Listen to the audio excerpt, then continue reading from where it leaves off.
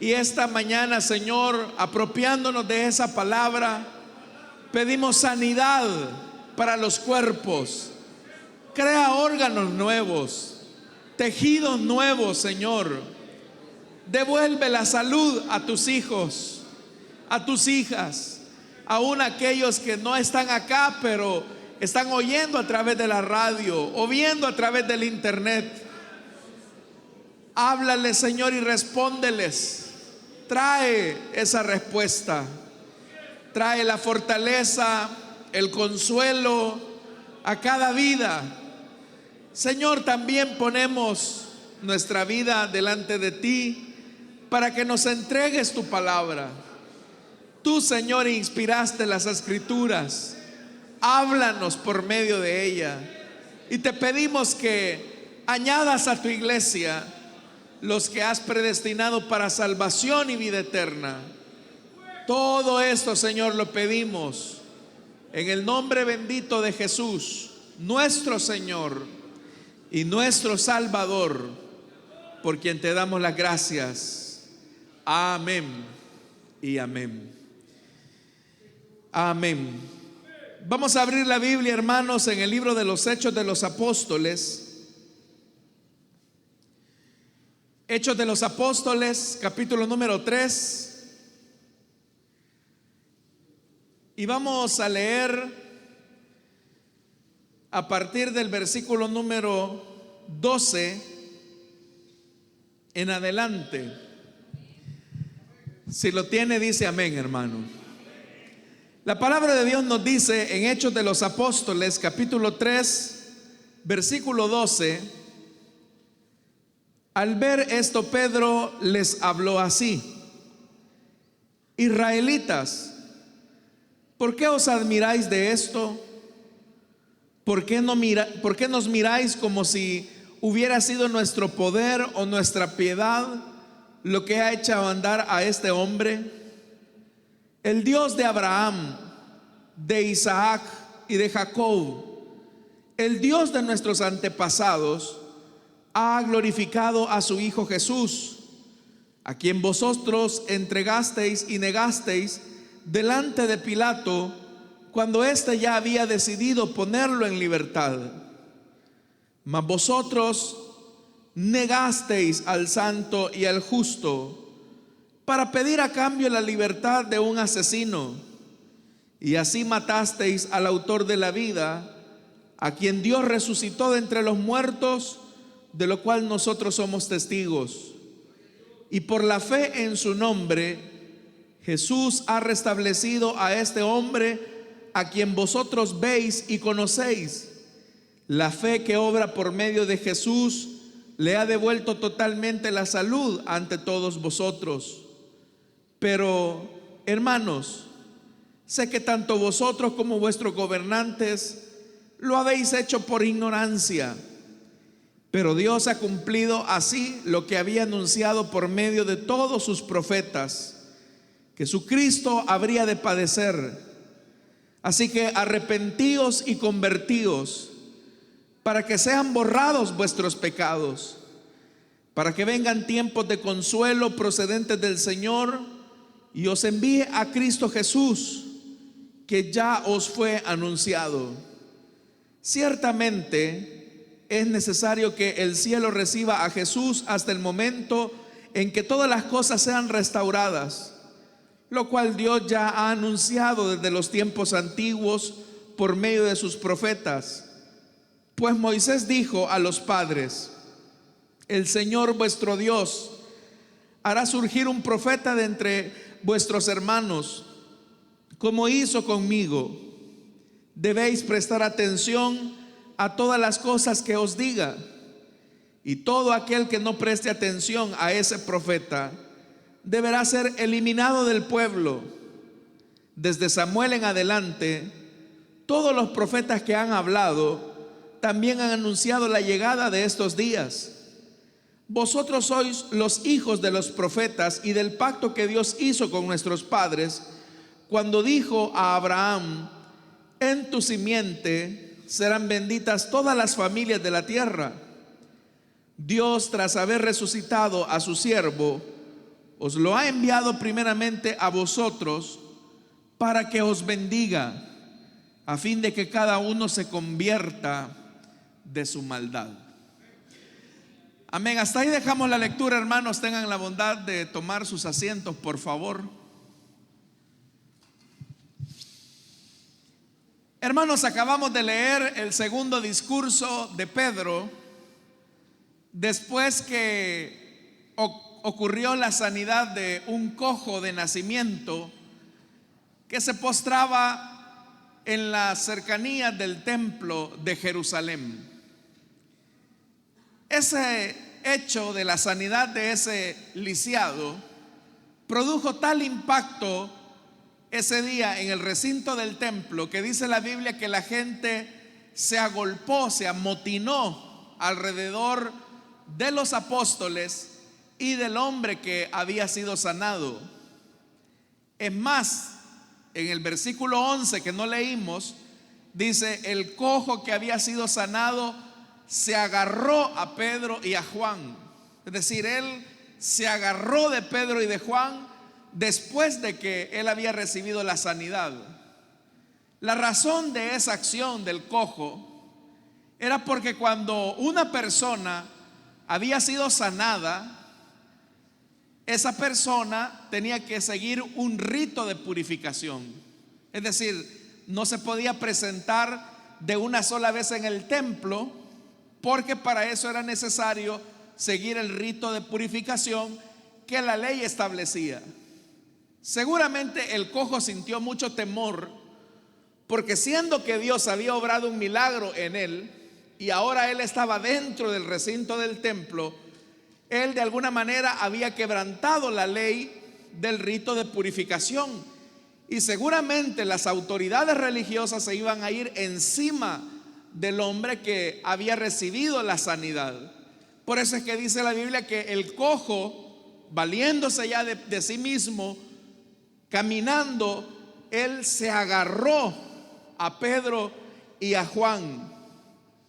Cuando eso pasó, inmediatamente la multitud se amotinó en la entrada, y ahí, hermanos, la gente estaba estupefacta, estaba admirada por lo que había acontecido, porque ese hombre había sido llevado día tras día a ese mismo lugar.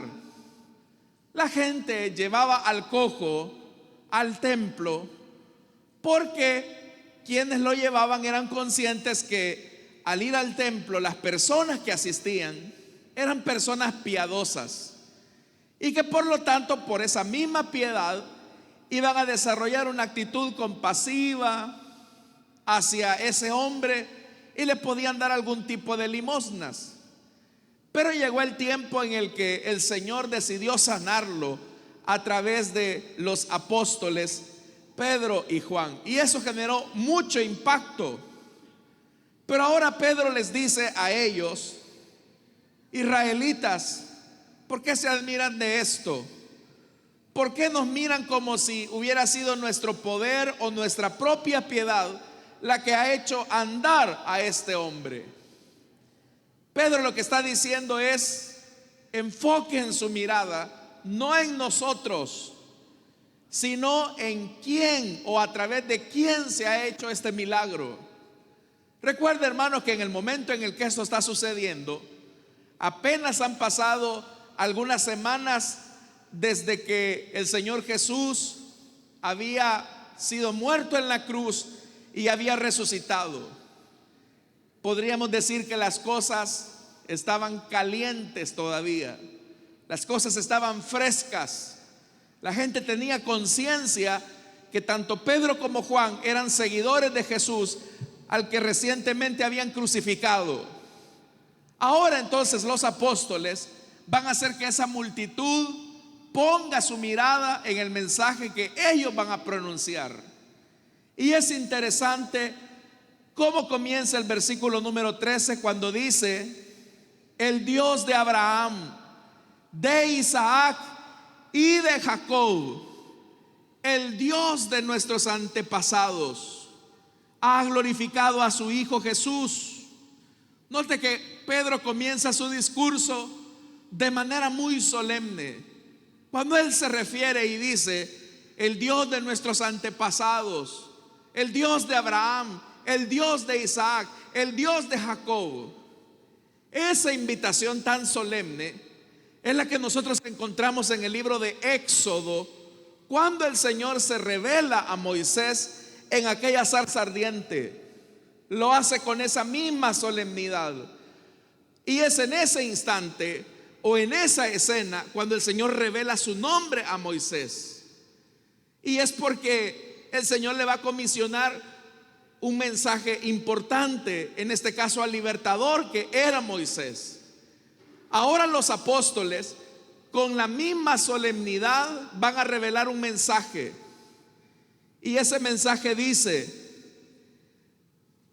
el Dios de Abraham, de Isaac, de Jacob, el Dios de nuestros antepasados, dice, ha glorificado a su Hijo Jesús. Entonces lo primero que los apóstoles hacen es que la gente ponga su mirada en Jesús ante la sanidad que se había operado. Hasta ahí, hermanos, las cosas, digámoslo así, estaban tensas.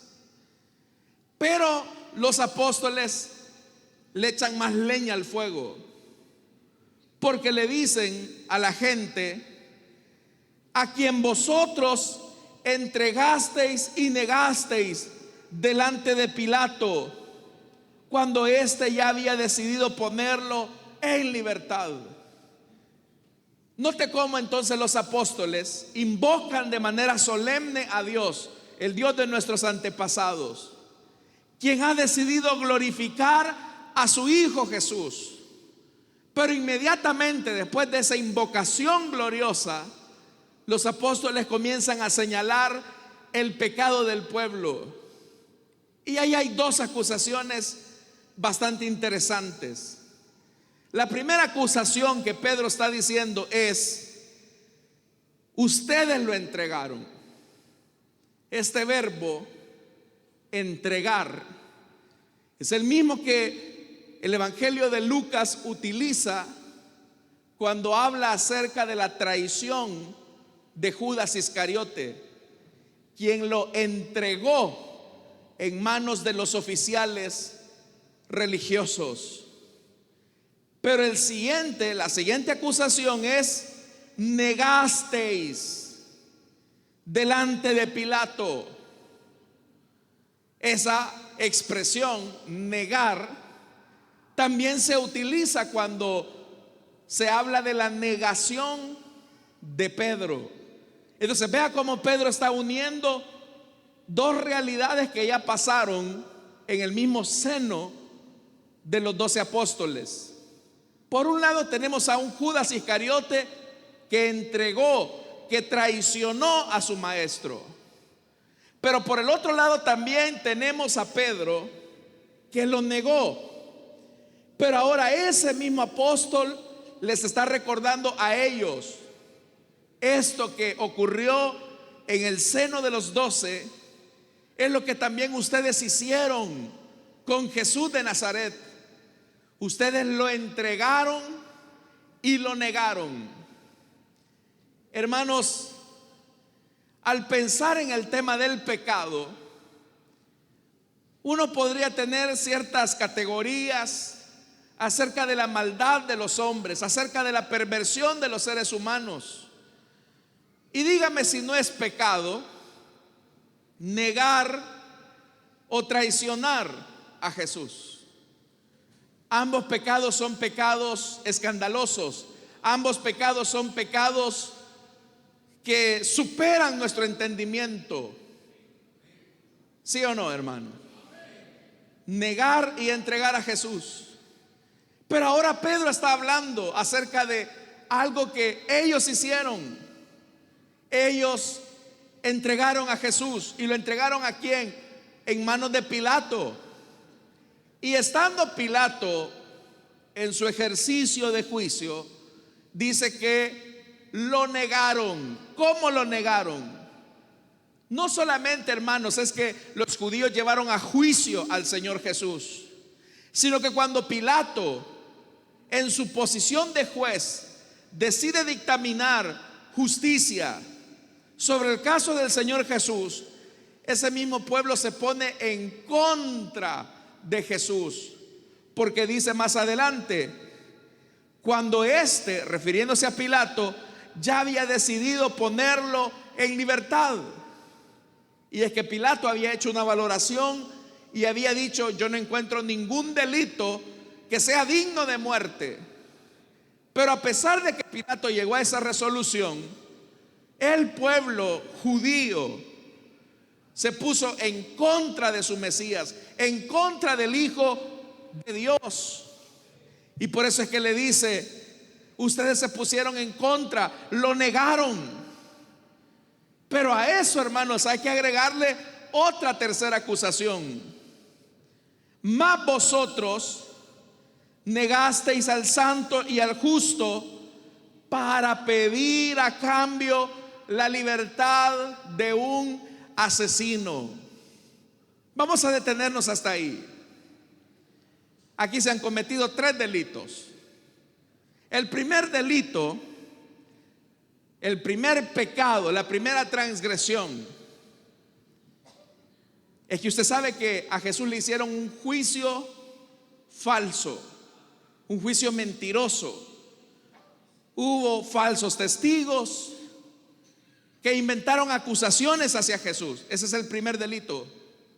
El segundo delito es que no solamente lo entregan, sino que cuando Pilato ya decide que este hombre no ha hecho nada malo, la gente decide ir en contra de Jesús y lo niega.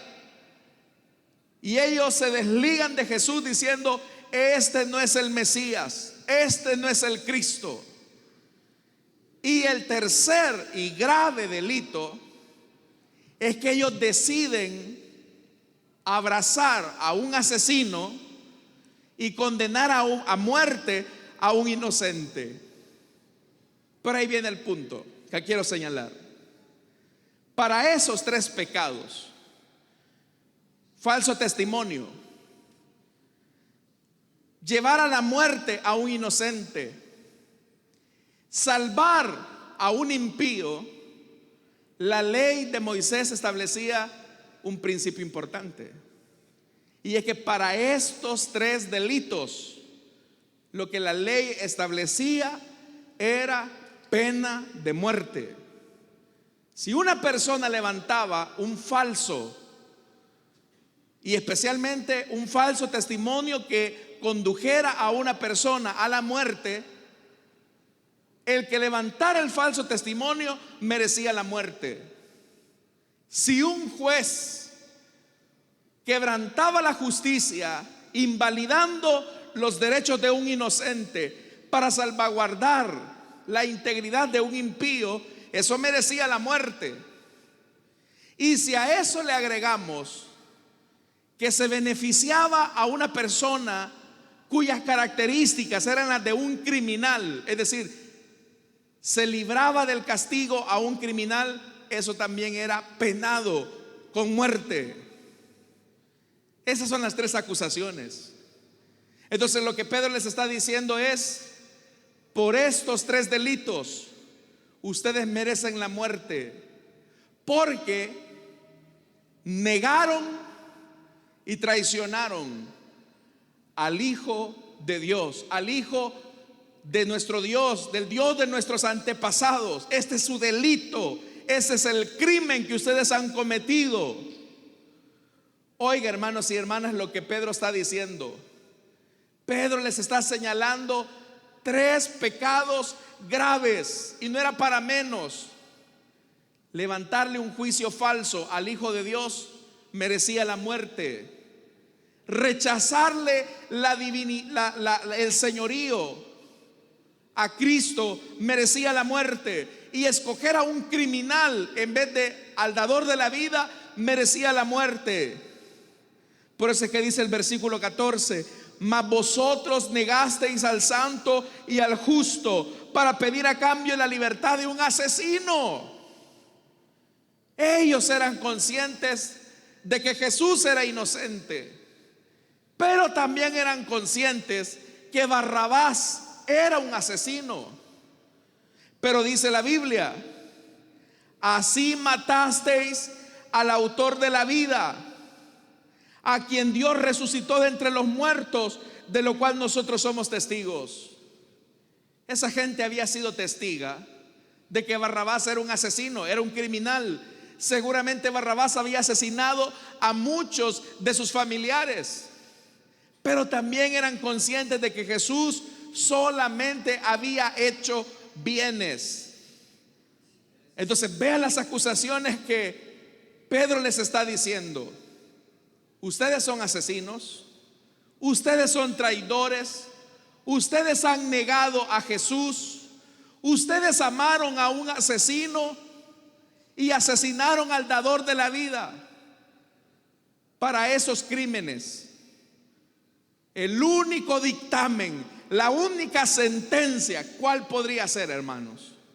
La muerte. La muerte. La muerte era lo único que a ellos les esperaba. Frente a pecados tan graves como estos, su destino era la muerte. Pero Pedro ha hecho esta acusación no con la intención de condenar a esta audiencia, sino de mostrar un mensaje compasivo frente a ellos. Porque más adelante, hermanos, en el verso 17, Pedro les dice: pero, hermanos, sé que tanto vosotros como vuestros gobernantes lo habéis hecho por ignorancia. Y aquí, hermanos, hay que entender algo. Muchos de los que gritaron frente a Pilato: crucifícale, crucifícale, crucifícale, era gente que ni sabía por qué estaba gritando. Muchos de ellos estaban demandando la sangre de un inocente por ignorancia, como dice Pedro. Se sumaron ahí a la voz popular que exigía la muerte de un inocente. Pero la ignorancia no quita la responsabilidad del pecado. Y hay personas que pueden hacer cosas de las cuales quizás no están tan conscientes que lo que están haciendo es malo. Pero lo que ahora Pedro está diciendo es: miren, muy ignorantes pueden ser, pero eso no quita la gravedad de su delito. Eso no quita la gravedad de su pecado. Uno no puede decir: hermano, es que yo no sabía lo que estaba haciendo, es que yo no era consciente de eso. Delante de Dios, la paga del pecado es muerte. Y recuerde los tres delitos que Pedro les está imputando al pueblo. Ustedes han entregado, como Judas Iscariote, al dador de la vida en manos de Pilato. Ustedes, al igual que yo, lo han negado. Han negado desconocerlo como Mesías. Pero lo que es peor, prefirieron a un asesino antes que al dador de la vida. Y por estos tres graves delitos, ustedes merecen morir. Pero como ya le dije, el mensaje de Pedro no era un mensaje de condenación, sino que frente a esa gravedad, Pedro les dice en el versículo número 19, porque uno podría decir: bueno, ante esto la ira de Dios está sobre ellos, el juicio y el castigo están a punto de caer sobre sus cabezas. Pero dice el verso 19: así que arrepentíos y convertíos para que sean borrados vuestros pecados. Hermanos, los pecados que ellos habían cometido eran pecados graves. Eran pecados, hermanos, quizás diría yo, de los peores. Pero ahora el Señor, en vez de dictaminar una condenación sobre ellos, les está abriendo la puerta para que ese camino de muerte sea detenido y ellos entran al camino de la vida. Pero ¿cómo se logra eso? Siendo que la paga del pecado es la muerte. Pedro está proponiendo la solución al problema de su pecado, y es doble el camino que se necesita. Número uno es arrepentidos. Y el arrepentimiento habla de un dolor, habla también de un volver, de un giro total a la vida. Arrepiéntanse. Y número dos, conviértanse. El arrepentimiento tiene que ver con el abandono de lo malo, y la conversión tiene que ver con la búsqueda de lo bueno. Grábese lo que le estoy diciendo. Arrepentimiento es abandonar lo malo, y la conversión es seguir lo bueno. ¿De qué cosas tenían que arrepentirse? Ellos tenían que confesar que habían negado y habían traicionado a Jesús, y que habían escogido a un asesino por encima del dador de la vida. Tenían que confesarlo, tenían que abandonar su condición de maldad. Pero una vez confesado y una vez reconocida su maldad, ellos tenían que seguir lo bueno, y eso es la conversión. ¿Cuándo es que el Señor perdona nuestros pecados? Cuando se producen esas dos cosas. Dios perdona nuestros pecados cuando nos arrepentimos, cuando confesamos nuestra maldad y reconocemos que lo que hemos hecho está mal. Pero no solamente nos quedamos ahí, sino que nos convertimos y comenzamos a seguir lo bueno. Dejamos lo malo para seguir lo bueno. Pero aquí viene algo, hermanos, que es sorprendente. Porque yo le pregunto algo: ¿qué pecado más grave y grosero es que se haya asesinado al Hijo de Dios? ¿Qué pecado más grave no era que se traicionara al Hijo de Dios, que se negara al dador de la vida? Cualquiera de nosotros hubiera dicho: esos pecados no tienen perdón de Dios. Pero vea lo que el Señor está diciendo. Ante la gravedad de su pecado, que son tres, el Señor está diciendo: si se arrepienten y se convierten, dice, sus pecados serán borrados. Y la idea de Pedro es esta: imagínese una gran pizarra en la que se han escrito los tres delitos. Delito número uno: traicionaron al Hijo de Dios.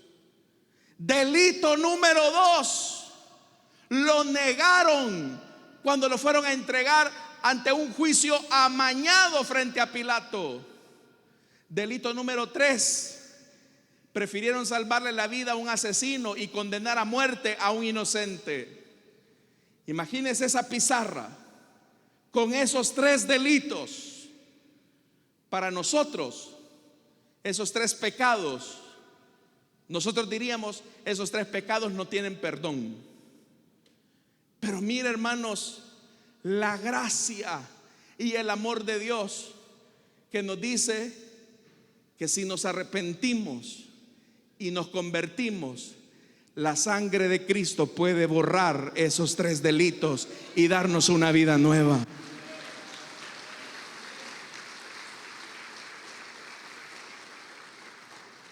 Y eso es un mensaje de esperanza para usted, amigo, porque yo no sé qué pecados usted ha cometido, y en realidad a mí no me interesa saberlo.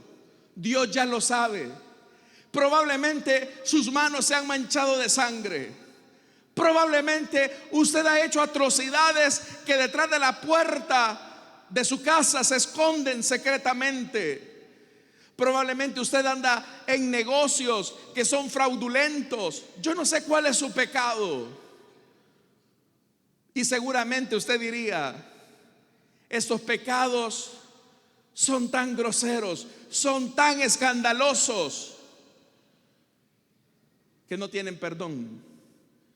Pero déjeme decirle, a la luz del mensaje que Pedro estaba dirigiendo a la multitud, y es que no hay pecado que la sangre de Cristo no pueda perdonar.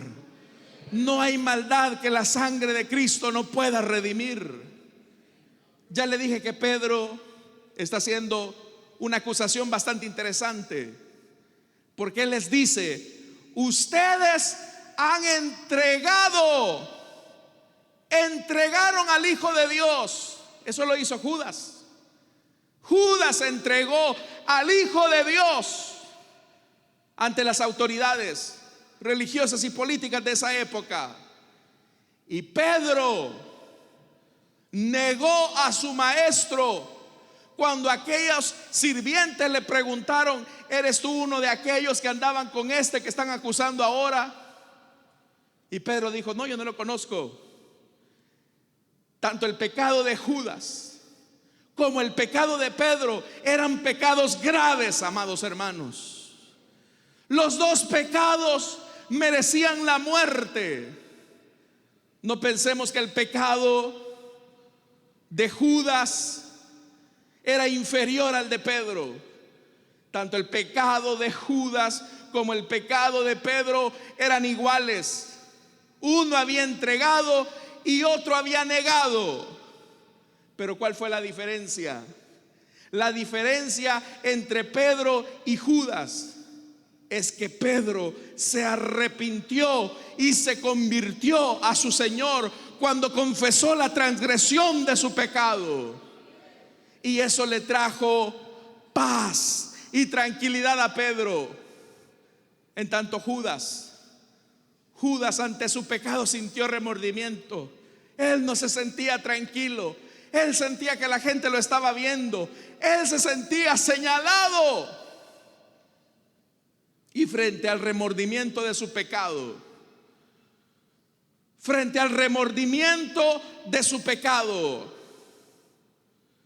Judas decidió ir ante las autoridades religiosas y quiso revertir lo que había hecho por su propia forma, a su manera. Pero lo que encontró fue una puerta cerrada. Cuando nosotros queremos arreglar la transgresión de nuestra maldad por nuestros propios caminos, la culpa, la intranquilidad se apoderan de nuestra existencia al punto que nos roban el sueño, al punto que nos roban la tranquilidad. Y sentimos que la gente nos ve, y sentimos que las miradas nos señalan, y sentimos como que si la gente nos anda persiguiendo, se nos va la tranquilidad. ¿Y cuántas personas no hay que ante las maldades, las atrocidades que han hecho, terminan completamente al borde de la locura y terminan quitándose la vida? Porque no hay descanso, no hay paz ni tranquilidad, ni hay consuelo para aquel que busca arreglar la situación de la gravedad de sus pecados a su manera.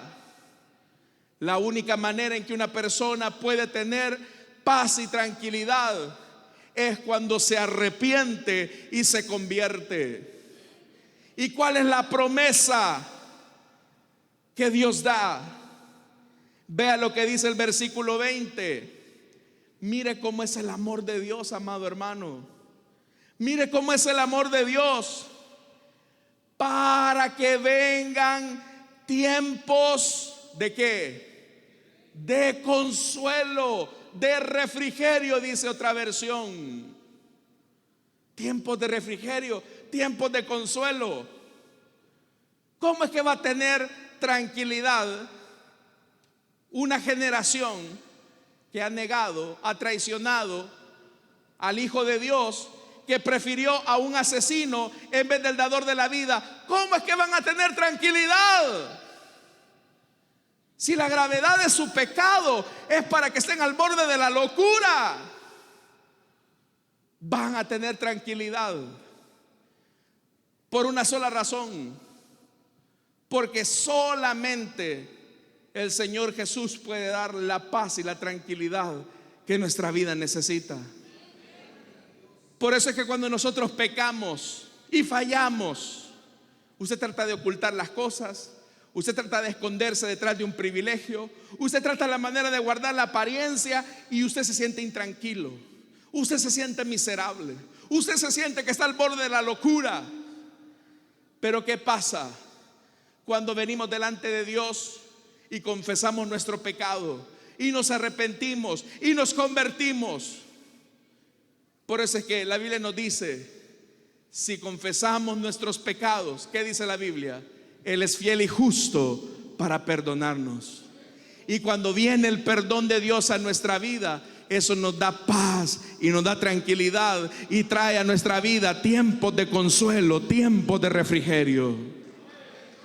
Ese es el perdón que Cristo nos da.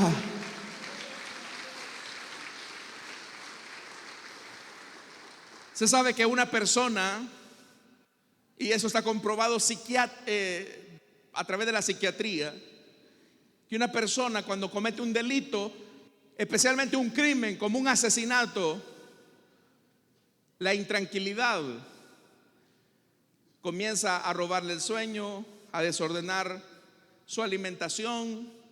Es decir, hay una crisis nerviosa que se produce químicamente hablando en el cuerpo de un asesino que no lo deja tranquilo. Y le voy a decir algo, hermanos, no solamente es un pecado de asesinato lo que nos hace sentirnos intranquilos. ¿Qué siente el que adultera, por ejemplo? Se siente intranquilo, sabe que le ha faltado a su esposa, sabe que sus hijos, que lo tienen como un ejemplo, lo van a ver mal. La conciencia lo señala y lo señala. Y esa persona puede tener todas las comodidades, y esa persona puede tener todos los lujos que quiera, pero está intranquilo. Entonces, ¿qué necesita una persona para vivir un tiempo de consolación de Dios? A pesar de que su pecado ha sido tan grosero, tan grave, tan dañino, dos cosas se necesitan: arrepentimiento y conversión.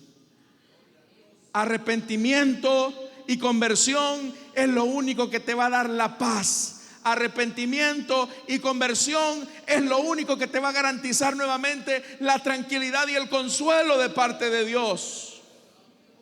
Por eso es que dice el verso 20, para que vengan, y me gusta que dice tiempos. Tiempos. Note que está en plural, no en singular. Tiempos de consuelo.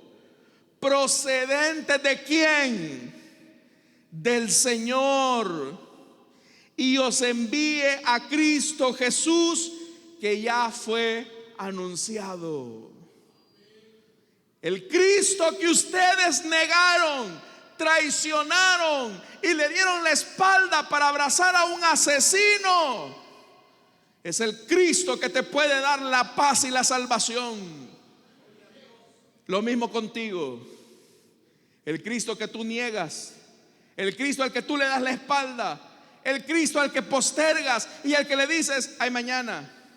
No, yo sé que tengo que arrepentirme, pero hoy no. El Cristo al que continuamente le da la espalda es el único que te puede dar paz y tranquilidad. La paz no está en las pastillas. La paz no está en tener dinero.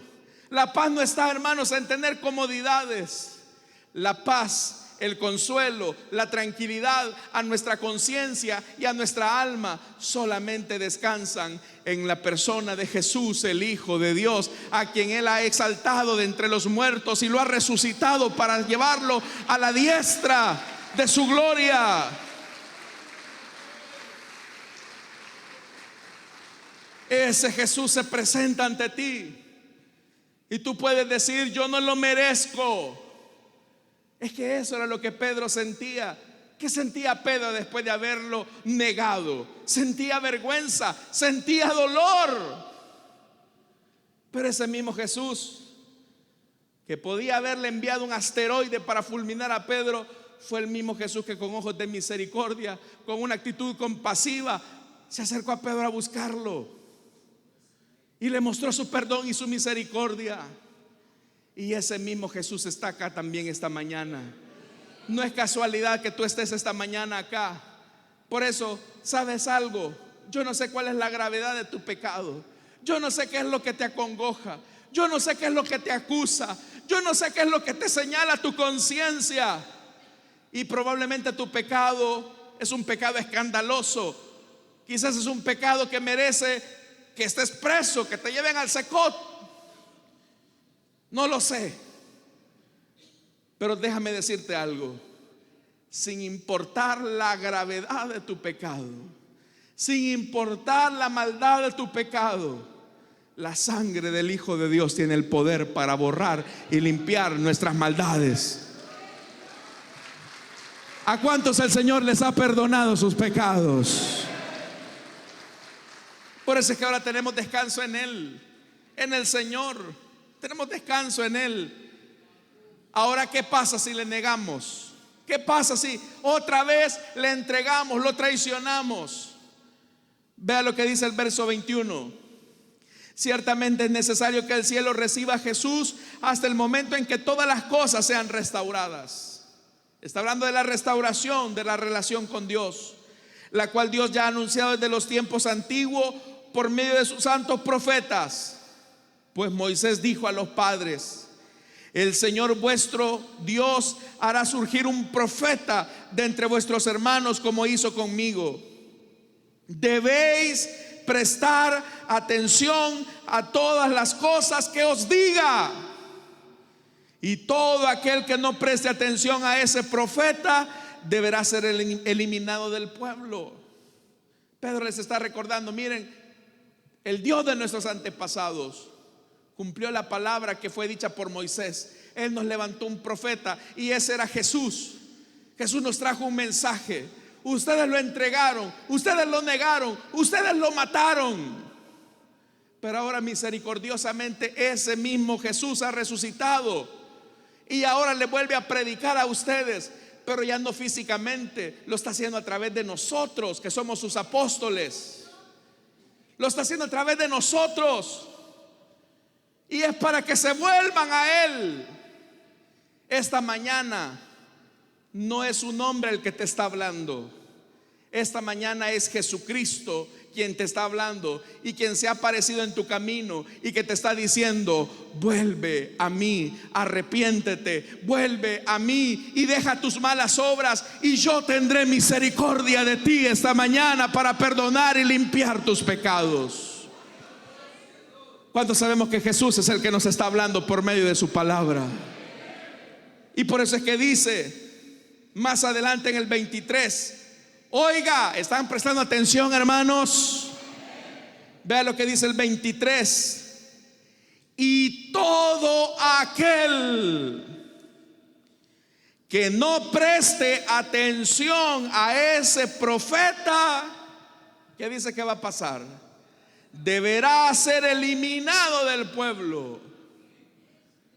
Porque si tú rechazas a Jesús, lo que te espera es la muerte. Lo que te espera es la condenación eterna.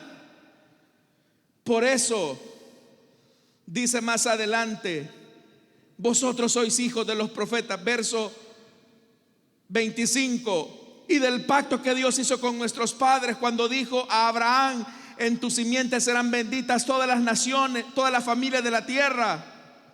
Verso 26, con lo que terminamos: Dios, tras haber resucitado a su siervo, os lo ha enviado primeramente a vosotros para que os bendiga. ¿Cómo se le va a dar bendición a un asesino? ¿Cómo se le va a dar bendición a alguien que ha negado a Jesús? ¿Cómo se le va a dar bendición a alguien que escogió a un asesino antes que al dador de la vida?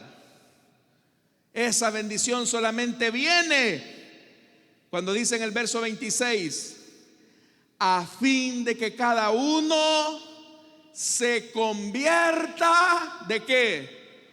De su maldad. Dios va a bendecir tu vida si te arrepientes. Dios va a bendecir tu vida si Él perdona tus pecados. Pero hay gente que dice: Señor, bendíceme estando mal.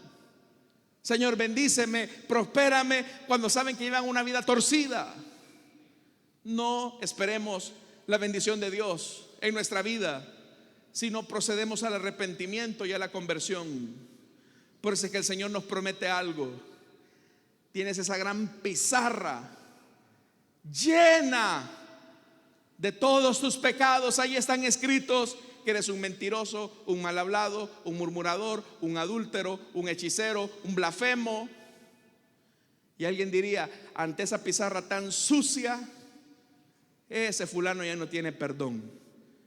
¿Cómo va a tener la bendición de Dios? Pues sí hay una forma. Y la forma es que la sangre de Cristo borre tus pecados. Y al poner esa pizarra en blanco de tu vida, el Señor va a comenzar a escribir sus bendiciones sobre tu corazón, trayéndote paz, trayéndote consuelo y todo lo que necesitas. Pero lo que necesitamos es arrepentirnos. Y ya le dije que es arrepentimiento, confesar y dejar lo malo, conversión, seguir lo bueno. Y esta mañana está el dador de la vida en medio nuestro para perdonar y limpiar pecados. El que tenga oídos para oír, que oiga lo que el Señor nos ha dicho esta mañana, hermano. Amén, hermanos. Vamos a orar, vamos a cerrar nuestros ojos, teniendo nuestros ojos cerrados y nuestro rostro inclinado. Hemos leído cómo los tiempos de consuelo solamente vienen cuando hay arrepentimiento y conversión. Esta mañana, si hubiera alguna persona que desea entregarle su vida a Cristo o desea reconciliarse con el Señor, le invito para que en el lugar donde está se pueda poner en pie. Allá habrá un hermano o una hermana que va a orar por usted. Lo va a conducir hasta la plataforma para orar por usted. Pero es importante que confesemos nuestros pecados ante el dador de la vida, que nos convirtamos a Él. Si esta mañana hubiera alguien que desea entregarle su vida a Cristo o desea reconciliarse con el Señor, póngase en pie. Vamos a orar por usted. No importa la gravedad de su pecado, la sangre de Cristo puede perdonarle, puede limpiarle. ¿Hay alguien esta mañana que desea entregarle su vida a Cristo o desea reconciliarse? Dios le bendiga. A la hermana que viene aquí en el costado, no importa cuál sea su pecado, la sangre de Cristo puede perdonarte y puede limpiarte. ¿Hay alguien más que desea entregarle su vida a Cristo o desea reconciliarse? Si viene al Señor, sus pecados podrán ser borrados. Tal vez usted dice, lo que yo he hecho no tiene perdón de Dios. Mire, yo aborté cuando era joven, tuve muchos abortos.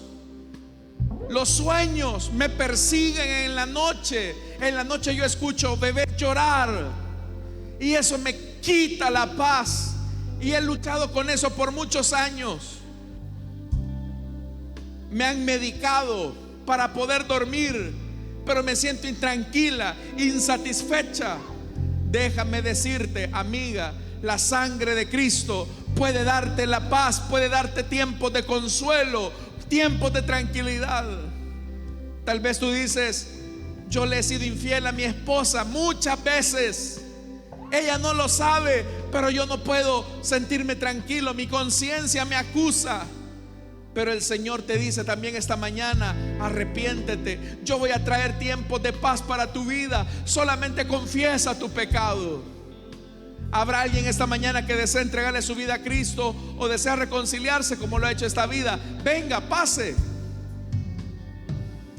La iglesia, ayúdeme a orar para que el Señor rompa cadenas esta mañana.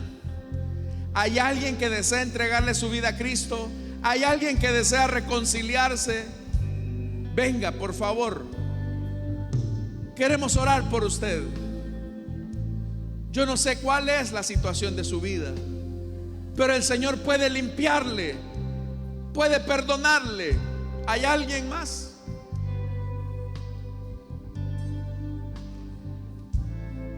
¿Quiere entregarle su vida a Cristo? Venga. venga. Queremos orar por usted. ¿Quiere entregarle su vida al Señor? Venga.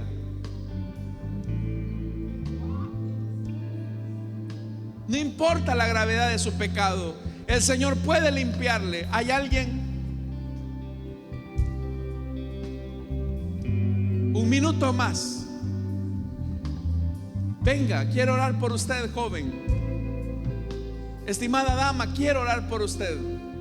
¿Quiere entregarle su vida a Cristo? Venga, pregúntele, hermano, al que tiene a su lado, dígale: ¿tú quieres entregarle tu vida a Cristo? Si usted ha traído amigos a la casa del Señor, solo pregúntele.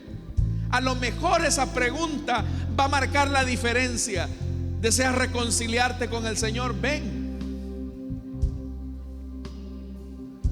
¿Habrá alguien más? Vamos a orar ya. Pero yo percibo que aquí hay gente que está luchando en su asiento. Está luchando en su asiento. ¿Lo hago o no lo hago? Te vas a ir con la carga de tu pecado cuando el Señor está aquí listo para perdonarte. Los que hemos recibido el perdón de Dios sabemos que eso nos da una gran paz, nos da una gran tranquilidad. Vamos a orar ya. ¿Quieres entregarle tu vida a Cristo? ¿Deseas reconciliarte? A ti te estamos esperando. Vamos a orar ya por esta vida. Dios le bendiga al joven. A ti te estábamos esperando. Ven, quiero orar por ti. Vamos a orar por esta vida. Si en lo que llega este muchacho, si hay alguien más que desea entregarle su vida a Cristo, no importa la gravedad de su pecado, la sangre de Cristo puede perdonarle. Venga.